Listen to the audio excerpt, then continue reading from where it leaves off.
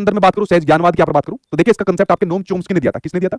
इसका कंसेप्ट आपके दिया था नोम चोम्स्की ने यहाँ पर दिया था। बट मैं चोम्स्की की बात नहीं कर रहा, मुझे तो इस कठिन शब्द को आपको बताना है। आप लोग जब इसको पढ़ते हो तो जीन प्याजे की अवस्था में पढ़ते हो। ये जीन प्याजे ने अपनी जो सेकंड स्टेज दी थी, प्री ऑपरेशनल स्टेज, वहां पर आप लोग इसको पढ़ते हो। आप लोग इसको अपने दूसरे सब्जेक्ट के अंदर पढ़ते हो, आप लोग इसको भाषा के अंदर पढ़ते हो। यानी जब आप अपनी समझ के आधार पर, जैसे इसका सबसे बढ़िया एग्जांपल आज की वीडियो के अंदर है। देखिए आप लोगों को अगर मैंने सहज ज्ञानवाद बता दिया, इंट्यूशन बता दिया, तो थोड़ी बहुत आपको उससे समझ बढ़ गई, थोड़ी बहुत उस शब्द की नॉलेज आपको होगी। उस थोड़ी बहुत नॉलेज के आधार पर जब आप इस क्वेश्चन का आंसर बताओगे, यही आपके इंट्यूशन को, आपके अंतर्ज्ञान को यहाँ पर दर्शाता है। समझ गए आप लोग इसके बारे में?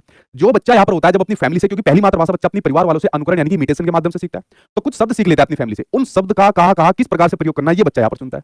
तो ये आपके किसको दर्शाता है? ये आपके सहज ज्ञानवाद को दर्शाता है, इंट्यूशन को यहाँ पर दर्शाता है, बच्चे के अंतर्ज्ञान, खुद की समझ को यहाँ पर दर्शाता है। तो देखिए क्वेश्चन यहाँ पर क्या दिया हुआ है, जरा आप उसके ऊपर नजर डालिए। आप विश्वास करते हैं कि जो मानव होता है वो भाषा अर्जित करने की क्षमता के साथ ही जन्म लेते हैं। देखिए मैंने नोम चोम्स्की लिख दिया भाई। अगर नोम चोम्स्की आपके सामने आ गया तो इनका एक ही मत था, भाषा अर्जन सिद्धांत इन्होंने यहाँ पर दिया था कि बच्चा जो होता है अपनी भाषा जो यहाँ पर सीखता है, पहली मातृभाषा होती है, उसको सीखने की जन्मजात क्षमता के यहाँ पर साथ पैदा होता है। बाई नेट एबिलिटी बच्चे के अंदर यहाँ पर होती है। इन्होंने कहा उसके माइंड के अंदर एक डिवाइस होता है एलएडी, लैंग्वेज एक्विजिशन डिवाइस, उसकी मदद से बच्चा अपनी भाषा सीख जाता है।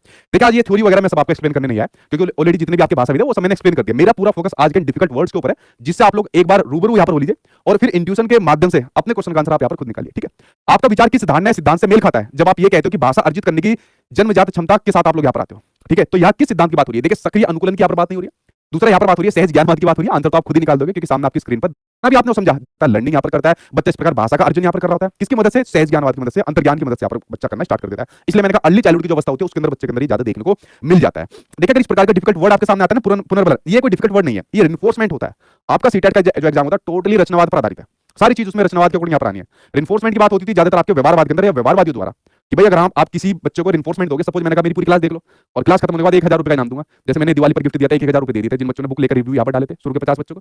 तो अगर मैं आपको रिइंफोर्समेंट दे रहा हूँ और रिइंफोर्समेंट के रूप में मैंने आपको एक उपहार यहाँ पर दे दिया, प्राइस दे दिया 1000 रुपए का, जो कि बच्चों को मिला भी है, तो उसके बाद बच्चे जब रिस्पॉन्स करते हैं तब यहाँ पर वो सीखेंगे, जबकि तरीका ठीक नहीं है। ठीक है, तो यहाँ पर आंसर आपका सेकंड सही हो जाएगा, लेकिन हम लोग यहाँ पर क्वेश्चन ऑप्शन को थोड़ा सा डिटेल में यहाँ पर समझते हुए यहाँ पर चलेंगे, ताकि हमें शब्दों की यहाँ पर नॉलेज हो जाए जो डिफिकल्ट वर्ड्स आपके एग्जाम में देखने को मिलते हैं। ठीक है, समझ गए आप लोग इसके बारे में? चलिए अगला वर्ड आपके सामने आ गया, इसके ऊपर नजर